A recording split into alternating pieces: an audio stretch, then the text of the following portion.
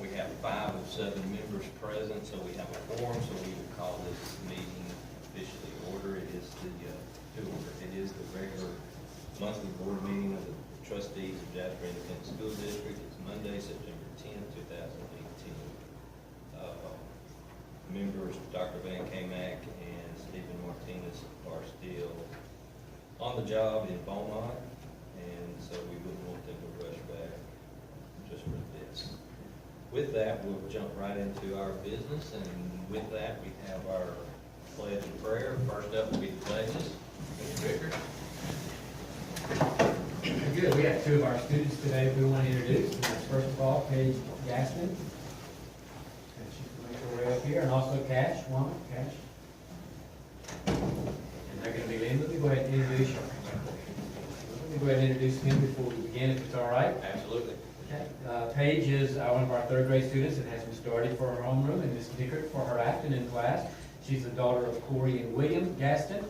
She also has 2 brothers that are at school that are in JISD, Logan and Bryce Gaston. She also has a retired teacher for a grandmother that I got to meet the other day at the retired teachers, and that's Catherine Gaston. She enjoys all subjects. She couldn't pick a favorite subject when I asked her. Says her favorite activity is softball, and after completing school, she wants to be able to own her own bakery. So that is Paige. And then doing our Texas flag will be Cash Womack. Cash is also a 3rd grade student. He has Miss Dickert for his homeroom and Mrs. Doherty for his afternoon class. His mother is Nicole Coben and his dad is Wade Womack. His favorite subject is math. His favorite pastime is playing sports, playing football. And when he graduates from school, he wants to play football for the New York Giants. All right? All right. And he's all keyed up right now. All right. And so we are ready for them to begin. Paige, we'll start. Stand salute pledge. I pledge allegiance to the flag of the United States of America and to the republic for which it stands, one nation, under God, indivisible, with liberty and justice for all. Join me in saying the Texas pledge. Honor the Texas flag. I pledge allegiance to thee, Texas, one state, under God, one and indivisible. Thank you much.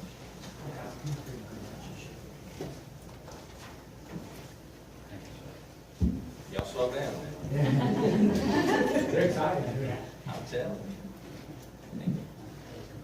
Thank you very much. Thank you. Good job. Thank you.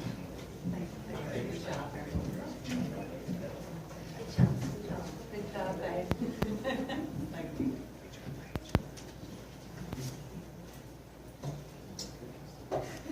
Next, we will have our prayer, and to lead us in prayer, we have Brother Brian Sapp from First Baptist Church here in beautiful Jasper, Texas. He's not walking this afternoon. Yes. Let's pray. Father, thank you for the privilege we have to gather together this evening. I thank you for freedom that this country has been blessed with. We remember our men and women, our service men and women who are serving our country. I pray your blessings on them this evening. Father, keep them safe. And Father, I thank you for Dr. Hudson, the administrators that are here, the school board. Father, there's a lot of wisdom in this room, and we give you thanks for that. And God, I pray you help them, guide them, and lead them to use that wisdom. Father, I thank you for Jasper Independent School District, for all the potential, for the many promises we see in the eyes and lives of our students, of our children. Father, help us to remember they're our nation's most precious resources. We pour our lives into them. Father, you'll help us to make connections with them, and Father, that they will grow through Jasper School District, and Father, become men and women that you call them to be. Thank you for this special and precious time. I pray, Father, we'll use it, and Father, we will follow your lead in all of our decisions. In Jesus' name, amen. Amen. Thank you. One little house cleaning item, I failed to mention this, as I often do. If you'd please silence any electronic devices, that would be great. Our next item will be open forum, which is public participation time for comment. We do have one speaker tonight, and with that, let me just kind of hit over some of the ground rules. It's a time for, if you're not aware, it's a time set aside for people to address the board with concerns or just if they want to share some statements about school-related matters. You may not direct any statement to a particular board member. Normally you call out a board member or employee by name. You've got 3 minutes, 3 to 5 minutes of presentation time. Ms. Kelly will be on the clock watching. Let's see, there's one other thing I did want to mention now. This is not a time or the forum for a person to bring a complaint to the board, but there are processes and protocols in place for that. So with that, we have one registered speaker, that would be Mr. Craig Stewart, who's here to, in his capacity as a parent of a student, and to address the board about his daughter. Craig. All right, I've already went through the channels that you spoke of, so you're the next channel. So basically, we pay for college. There's quite a few college kids that are paying about $900.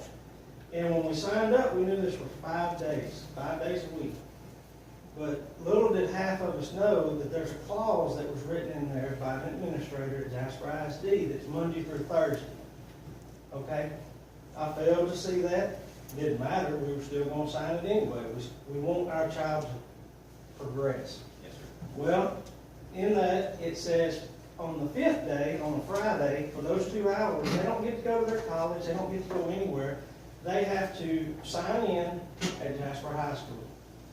Nowhere in that clause does it say that they are to assist anybody in your Jasper ISD as an employee, which they're doing right now, as filing paperwork, helping teachers, and I think this is going to be this little program that y'all mentioned at your community meeting the other day, the mentor program. Could be wrong, but I have a feeling this is where this is headed. So nowhere does it say that there are 2 hours that we bought and paid for, $900, are they supposed to help anybody at any of these campuses. Now, it'd be different if an email was sent out saying, would you like to participate? Half the parents may say yes, the other half may say no.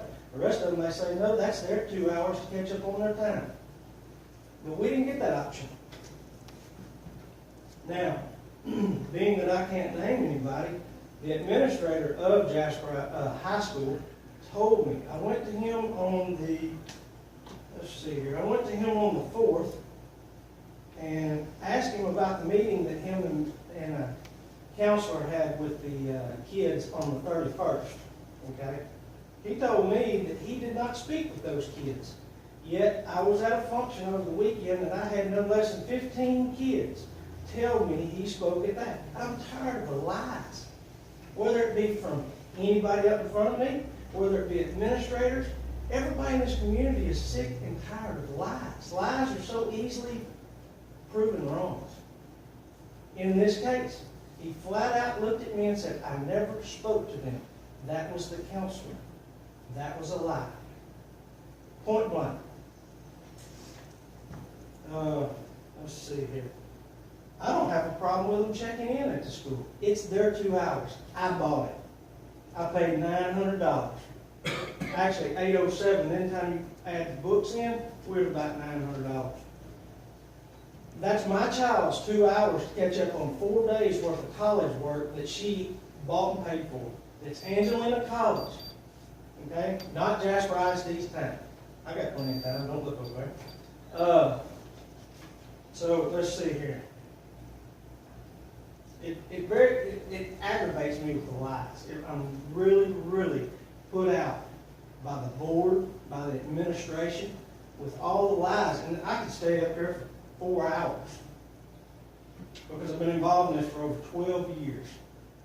All for agendas that are not for these kids. They're not for these teachers. They're not for these administrators. They're for the agendas, whether it be community agendas, whether it be board member agendas. I'm fed up with it. And so is a lot of your community. But, back to my main point. Those are my 2 hours I bought. It's none of your business what she does. Now, I signed the clause. He brought it to me. or emailed it to me, I signed it. It's on me.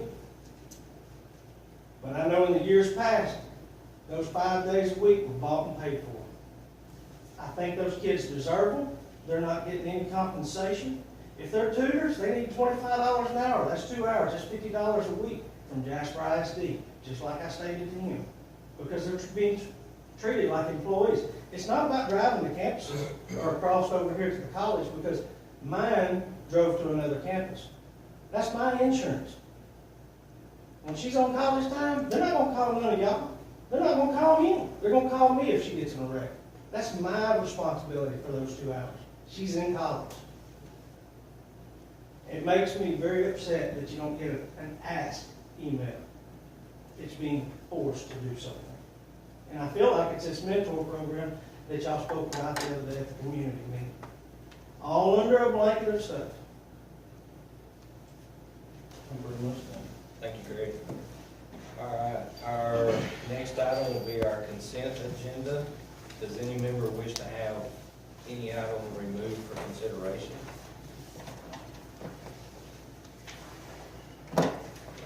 If not, do we have a motion to approve as presented? So moved. We have a motion by Mr. Duran and a second by Mr. Tom Weld. Any questions or discussion? If none, all in favor of the motion, show of right hand. It carries 5-0.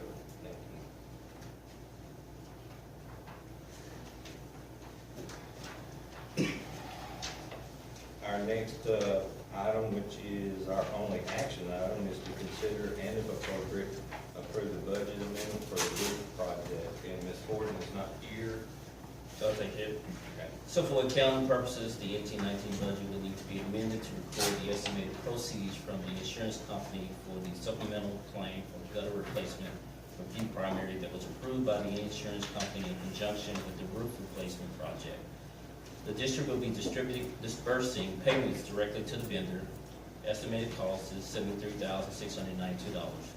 Attached budget amendment, #19-01, includes the estimated amount for the insurance proceeds and the related appropriations for the gutter replacement. At this time, administration recommend approval of the budget amendment, #19-01, as presented.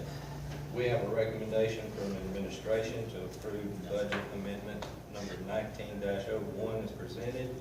Do we have a motion? So moved. We have a motion by Mr. Weld, a second.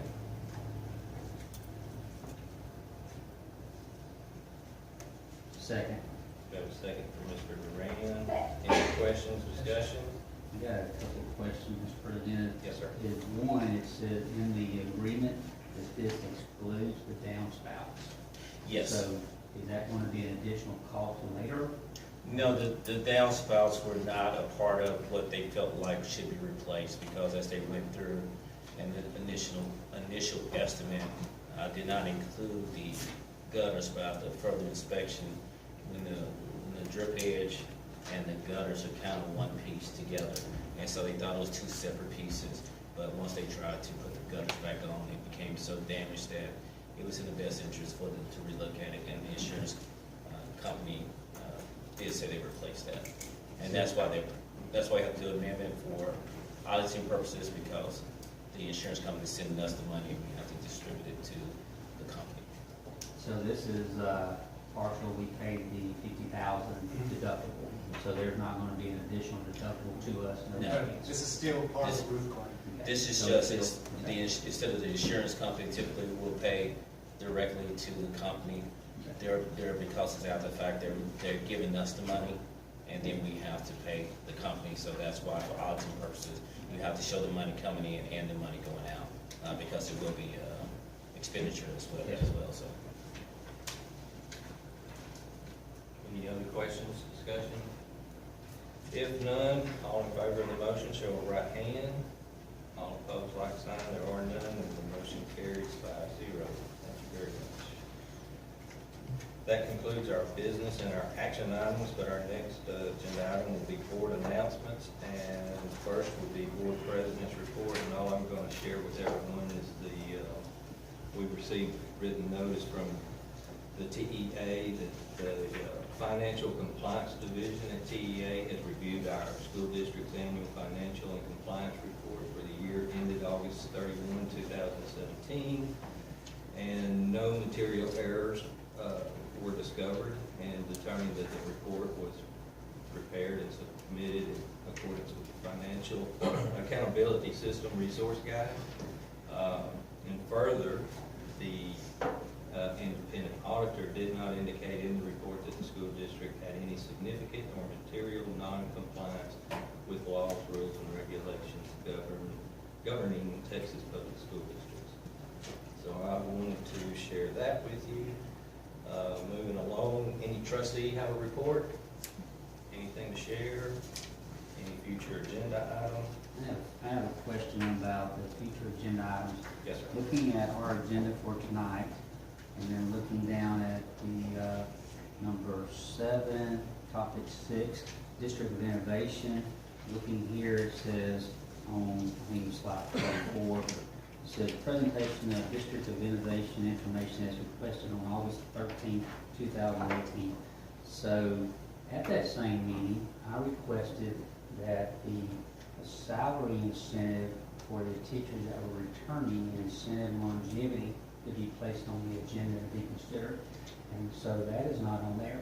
So are we picking and choosing which board trustees? Because I know Mr. Webb requested the DOI to be put on there. I also requested that on the 27th at the budget workshop. Neither time has that been placed on the agenda. Looking at the JISD Board policy, it states on here in our local policy that any one board member, paraphrasing, basically can request something to be on here. So with that is, look here, a request of one time and it's placed on there, and I requested something twice and it's not been placed on the agenda. And now we're to a point where our 2018 finances are being closed as of August 31st. And that's what I asked Ms. Horton to do that study, to how much that would cost us to be there, and we haven't. So should we go back and take off the future agenda items and go by the policy, or what? Is that a question for me? Or? Yes, sir. I mean, I've asked twice. Well, my take on it is this. I don't know, in my mind, the way I function, if it's in, I follow the policy. Right. I do, because if it's here and it's not an action item, it's just discussion. It's just white noise to me. But by policy, that's what I follow. So when two people contact me and request something to be on the agenda, I advise Dr. Hudson accordingly. Well, this says here, presentation of the District of Innovation as requested on August the 13th, which Mr. Webb made the comment, basically kind of saying, I would like to see the District of Innovation reviewed. Well, That was the comment. that was a Actually, when comment. I looked at you, I said, I would like that. You gave me kind of a smile and a thumbs up, that you did recognize that also. And it only says one. That was should my request. acknowledgement to you in that regard was simply because you stated, you and I had that discussion, and we were in agreement that we needed to do something. I do agree we need to do something. I don't even recall you suggesting or requesting it be on the agenda. But with that, since the last board meeting, I've had 3 board members asked to place District of Innovation. This is August 13th. That was the night we had the board meeting. So to me, that is the comment that Mr. Webb said, and then it's placed on here. But I'm telling you, I've had 3 members since that That's time. not what this says. This says, as requested on August the 13th, 2018. So that is the comment that Mr. Webb made that night, I see what you're and saying. it's on there. Yeah. And I made I made a request that night too. It's not on this agenda. It wasn't on the August 27th agenda. Yeah. And it's not on there. So if we're going to recognize certain board members, we need to recognize all 7 board members. And I again asked that same comment on August the 27th to Ms. Horton, if she would review that, because I told her on the 13th, I said, because once we get to the 31st, we cannot go back and revisit the 18th, because it had to be paid out by August 31st. Right? Yes. So we're picking and choosing, if we're putting future agenda items, then we need to go by policy so that we can have something in writing to yourself and requesting that, and take this off the agenda. I agree with that. Yeah. Personally, I would like to see it off of the agenda. Well, this is an agenda item we've already Yeah. voted on in the past. And voted no. And voted no against. And as the attorney said that night, when you vote for something no, kill it and quit beating the dead horse to death and move on. We've been beating dead horses for 8 months, I mean, so, but there's nothing that precludes us from coming back and revisiting the subject, because the reason it was voted no was we had board members who wanted more time to see how it was going to affect either negatively or positively with other districts. so my point is I feel like my request was not put on here and not recognized the same as another board member that put them there. And that's not the case. Now, of course, when that was conveyed to me, that was something that should be put onto the agenda, when I conveyed that to Ms. Williams, she is going off of that information, not information that she received from the board president.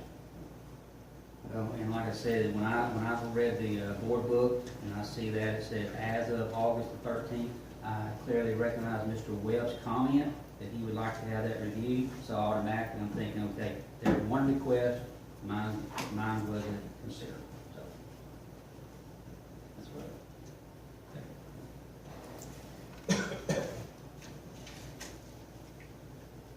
Any other trustee comments, report? If not, our next item will be superintendent's report. Dr. Hudson? This past weekend, I participated in the Bob Thompson Superintendent Institute, and really prestigious, I guess, a great thing to be involved in.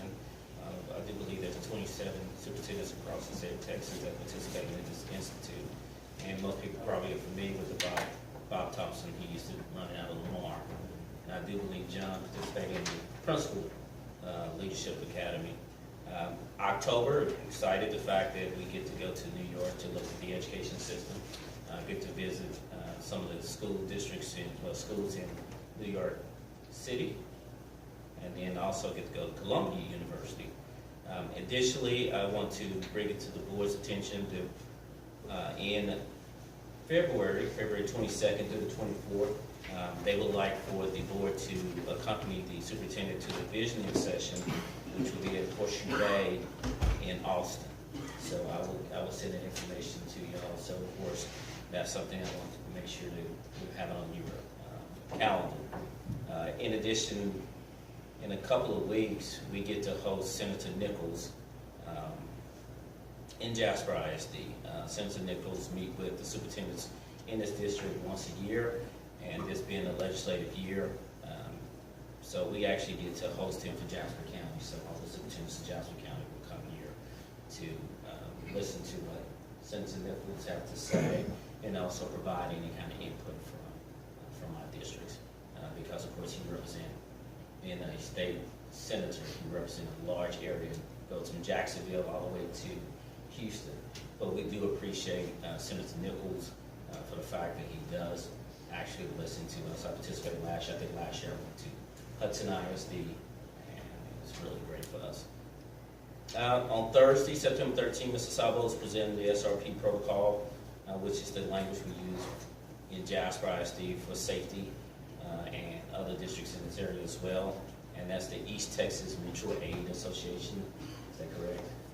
Always county emergency team. Yeah.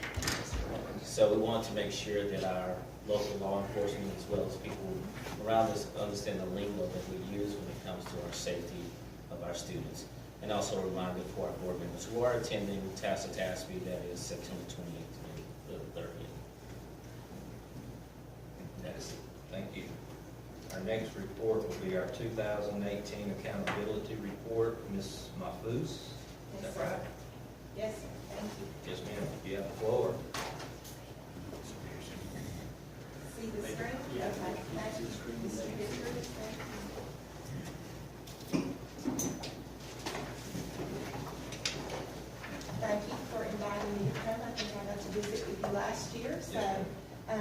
task is simply to review the new A to F system and talk a little bit about the district data. And so please feel free to ask any questions, and if there's something I cannot answer, I'll be glad to research it. It is our first year. This has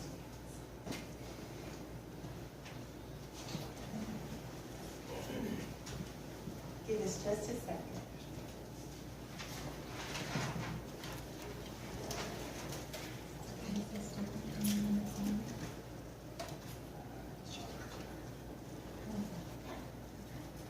Try it now. Look there, magic. Okay, here we go. So High School 22 is the reason we're moving to the new A to F system. And so I put the letter B in red, so congratulations to your district for earning a B this very first year, which is phenomenally just an extraordinary accomplishment.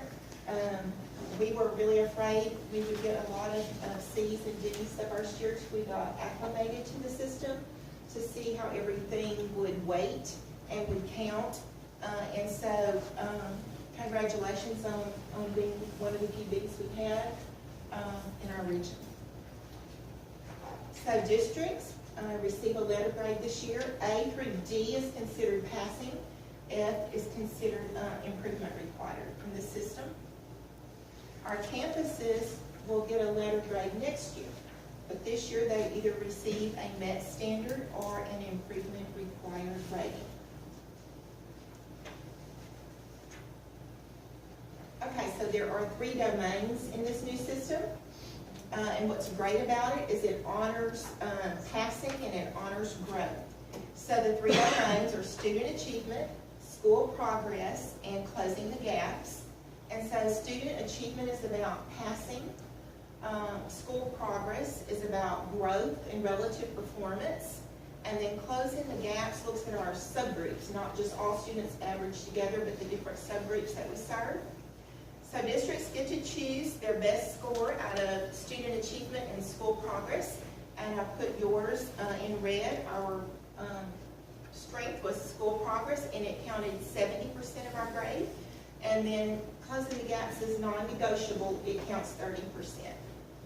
And we'll talk a little bit of detail about each of these. Okay, student achievement. For elementary and middle schools, it's all about STAR performance. It's 100% weighted. And there are 3 passing levels in the state of Texas. So when a parent calls me and says, I'm trying to look at this report, number 1, did my student pass? And so I said, let's look. Yes, they passed. Now let's see if they passed at the approaches or the meets or the master's level. Congratulations, they passed at the approaches level. Now we'll work with our teacher and our curriculum and see what we can do to help move them to the next level. So we have 3 passing levels.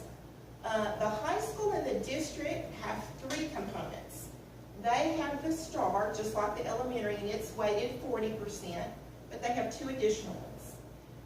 College, career, military readiness, and you see it's weighted just as much as STAR at 40%. And then we have our graduation rate at 20%. So for Jasper ISD in the student achievement domain, we received a letter grade of C, and our strengths were our graduation rate, our college, career, military readiness, and then kudos to grade 8 math. They were above the state. So just congratulations to our teachers and our students in grade 8 mathematics. Grade 3 reading and math, as well as grade 7 writing and math, were not above the state, but well above Region 5 Education Service Center. So those were excellent accomplishments for your district. And then there are opportunities for growth always, and that's all the other STAR performance levels at all 3 passing rates. Any questions on student achievement? Okay, school progress, which was our strength, is the second domain, and it has 2 parts. One is academic growth, and one is relative performance, and we get to choose our strength and our best here, and yours is part B, relative performance. But let's back up and look at part A. The system honors growth. So to get accomplishments in academic growth, a student just has to score the same grade every year. So if I made a 50 in grade 6 math, I have to make a 50 in grade 7 math. The curriculum automatically gets what? Harder every year, and the test gets longer. So as long as I don't go backwards and I keep the same grade, I can make growth. Now that's easy if I'm a 50 or below, but if I'm an 80, it's hard to make 80, 80, 80. I may make 80, 78.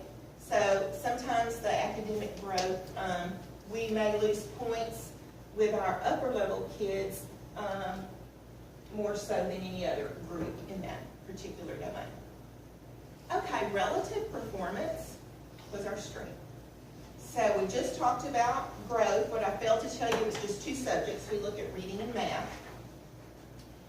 But I get tickled at this slide because I remember my algebra teacher telling me, pay attention, you're going to need algebra one of these days, whether you think you will or not.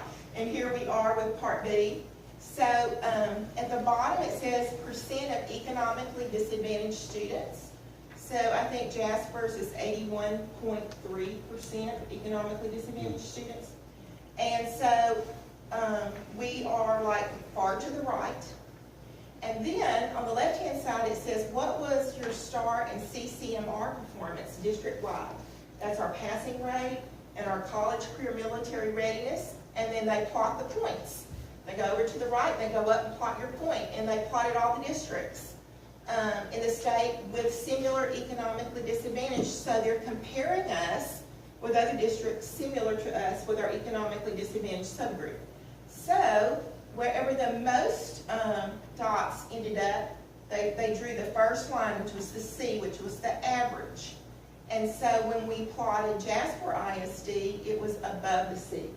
So you ended up in the B category, and that B counted 70% of your grade. So congratulations on the job you're doing. With a high rate of economically disadvantaged kids at 81.3, with their passing rate and their college and career military readiness. That's a big accomplishment. So there it is, 81.3. That was our strength and opportunities for growth. We can continue to work on Part A, but we'll always get to choose our best out of A and B. So if you're on that graph on the STAR CCMF, so we would have been where on that side, and to bring it over for grade 81.3 here. Yes. Come up, where would we have fell on the other? Your domain 1 score was. On that higher level students achievement, I guess that would be that far. Was your domain 1 score would have been an average, here let's see, 10, would have been about a 45 raw score. 45? Raw score, instead of a scaled score. What is that raw and scale, what is the difference in Okay. A raw score is just basic points. Then they scale it to an A, B, C, D, or F. They used 16, 17 state data, modeled it, and then the top 10% was the cut point for the A, the next 20% the B, 40% the C, then back down 20 and 10. So it's kind of like a bell curve based on 16, 17 data. And so what we typically see is the more economically disadvantaged students a district or a campus has, the lower the performance rate. So you were not average, you were above average. So divide the odds there. Thank you. Okay. Last but not least is closing the gaps. And this is the hardest one for all of us. We're looking at student groups, race ethnicity groups, special education, continuously enrolled in mobile, English learners, and our economically disadvantaged. So we're looking at all those groups, and if we have 25 or more tests in each one of those, any one of those groups, they're looked at by themselves. Every student counts because they all count in the all student category, but we look at them individually if we have 25. So for each group that we meet the minimum size criteria for, we're looking at certain targets. And they look to see what percent of the targets each student group met. And those targets will be discussed next. Okay, for our high school, there are 4 targets. And you can see they're weighted differently. Academic achievement meets is asking this question. What percent of our students are passing at the meets grade level? Not the bottom, not the top, but the middle. And that's going to weigh 50% of our grade. Then our graduation rate counts 10%. We voted for much more than that because that's such an important indicator. I think it started out lower. I think we only got 5 more percent than we really wanted, but it's a low weighted item, but it's a very important item to the future of our students and our communities. So you had a very high graduation rate, counted 10%. College, career, military readiness, count 30%, so that's a good weight. And then our English language proficiency is 10%. So elementary and middle schools have a little bit different targets. They have the meets, and notice it's not weighted quite as much, it's 30%. Their growth measure that we talked about earlier is 50%. And then the student achievement domain 1 score is 10%, and English language proficiency is 10%. So the high school and the district are kind of graded more alike than the elementary and the middle schools because of graduation and college and career military readiness. So what are our strengths in domain 3? Our graduation rate, college, career, military ready, and English language proficiency. In fact, your subgroups met 100% on those 3, and that's wonderful. 100% helped raise the score in domain 3. Where do we have opportunities for growth? Is to continue to help youngsters pass at the meets level, from the approaches level to the meets level, and the focus is really on 2 subject areas, that's reading and mathematics. So I want to talk just a minute about differentiation because I want us to put ourselves in the shoes of the teacher for just a moment. Let's pretend like we're the teacher. I see you shaking your head. And we have 25 youngsters before us. And they're all at different places. Some of them are trying to hit approaches. Some of them are approaches. Some of them are at meets, and some of them are at masters. And my job as the teacher is to know where everybody is. It's almost like I have to have a personalized plan for each student to help them grow. Because if they're at the master's level, it's my job what? To keep them there. And that's difficult. That's as difficult as trying to get a youngster from the bottom to move up. So how do I do that as a teacher? So here are some 4 ways. There are not a right way, not a wrong way. The only wrong thing we can do is keep everybody in one big group and do one thing for 45 minutes, 60 minutes. You know, we've got to provide some differentiation. So maybe within my classroom, I teach whole group 30 minutes interaction, and maybe the last 15, 20 minutes, I have small group instruction where I rotate from group to group and give kids individualized help. But that means I have to have multiple lesson plans. So teachers that used to have 1 plan and now all of a sudden have 3 and 4 plans. Maybe I do it with centers and workstations rather than small groups. I've studied my curriculum. I know which skills are the hardest for my kids, so I've developed some really activities in the different centers. I teach my 30-minute whole group, and then I know which kids need which skill, and I send them to that center. And I rotate those centers and provide some one-on-one help. The tutorials during the school day, where students are assigned to their area of content and their level that they need. And boy, technology is our friend here. There are many computer-adapted assessments with teacher facilitation.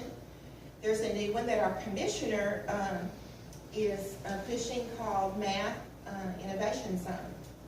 And kids are on the computer working math problems, and if Monica starts at a certain level and I keep missing too many questions, it's going to take me back, give me a little tutorial, and then help me go forward.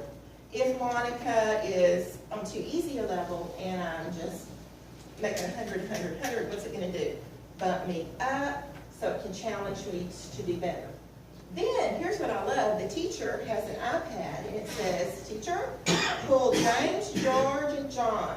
They need help in finding a common denominator. I pull those kids over to my table, and I work with those three and send them back. So technology can really help the teacher with the differentiation, trying to meet the needs of 25 youngsters before them.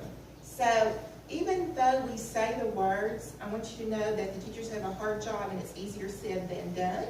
And as long as we can leave the day with every kid making progress, then we feel like it's a day well spent. Okay, in conclusion, there are 3 domains. Our strength was school progress. It counted 70% of our grade. Closing the gaps counted 30%, and overall, our district received a wonderful letter grade B this first year in the A to F world. And I wanted to close with distinctions. The Jasper High School earned a distinction in Domain 3 for closing the gaps. The high school is compared to 40 other high schools who are similar to them. And if you rank in the top 25% of your Domain 3 score, then you get this award. And the strengths were graduation rate, college, career, and military ready. Would you please help me honor the high school? And there is a TEA website with more information you probably ever want to know about A to F. But congratulations on the first year. Are there any questions? Let me ask you, so last year at Cornell, we had the mentor, I think, is this, we were required to have the lady? The improvement required, yes, we have to have so does that take us off of this? No, we still, Cornell is still improvement required. We are also participating in, not only are we participating with the PSP, we also are part of the effective framework. Effective schools framework, Effective yes. school framework, so we get additional support, and that is a new initiative from TEA. It is, and they're partnering with Region 5 Education Service Center, so we'll be helping also. So it's a 3-way partnership. And when I looked at Cornell's data, growth was their strength, school progress. So School progress. Yeah, it's a process, and of course, we strongly believe that this year there won't be any issues, so the progress as far as our students.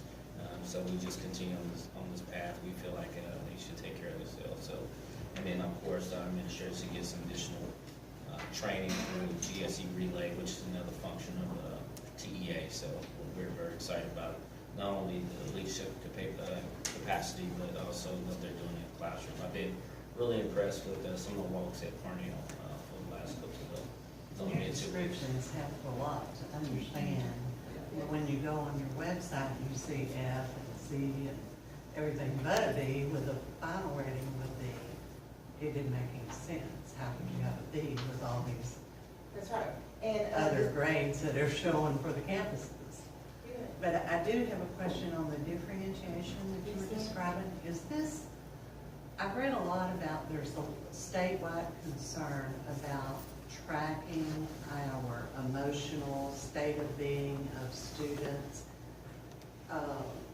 inside the classroom, what they're thinking and that sort of thing. Is this what you're describing here? this is more academic. This is more math, reading, writing, science, and social studies. If you're having trouble with fractions or long divisions, this is more academic, based on whatever the state requires us to teach and what they're going to test us on, using that kind of data. But how would you Not say that that the the- teacher would know their mood and that these 3 individual students Okay, are it's not having an mood, issue or it's problem? based, I see what you're saying, it's not mood, it's like if they're on the computer working math problems, it's going to give them a diagnosis of, am I missing because of, I'm making too many addition errors, subtraction errors, I can't find a common denominator. It's more academic, not how I'm feeling, but my performance on the actual math. Good question, good question.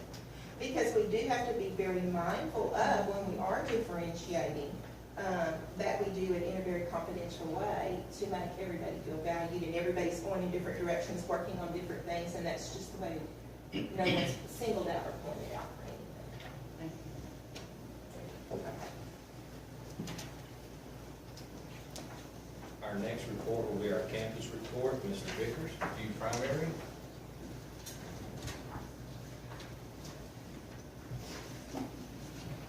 Can't go home with a clicker. That's right, we're gonna be chasing you home. This is our campus report. Each month, of course, at the regular board meetings, you'll be getting a campus report from a different campus, and we're glad to be able to be the first on that. And so we kind of put us on a theme for our first report to you, continuing to climb the road to success. View Primary has been increasing their scores in STAR really for the last 5 or 6 years, just small incremental growth on that. So we kind of feel like we're going up a hill and continuing to go. That's the direction we always want to keep going, is up. And every once in a while you'll see a little dip there, but our goal is to get to the top. And as it says there on the bottom, Jasper Pride Unified, our feeling as a campus is we have the opportunity to be that kind of foundational level. And if we are creating a good foundation and continuing to improve on our level, then that's going to continue to show up at the next level and the next level as they make their way all the way up. So we are continuing to climb the road to success, and these are some particulars of our STAR results. There's 3 different colors that are there. The 2 red ones that you see under the white and 3rd grade math and 3rd grade reading show that we were actually below the region and the state in those 2 areas. So we were, for example, at a 78% of our white students in 3rd grade in math. The regional average was 79, so we were 1 point below the region's average in that particular one. And we were at 76% compared to an 82 in the region for reading. And so those were our 2 areas that we were below the regional average. Everything that is in blue there means that we were above the region average in each of those areas. So if you look there, the green ones, we were above the region, but not above the state. And as Ms. Malthus said, that the 76 compared to the 77 that the state had, we were 1 away from being tied with the average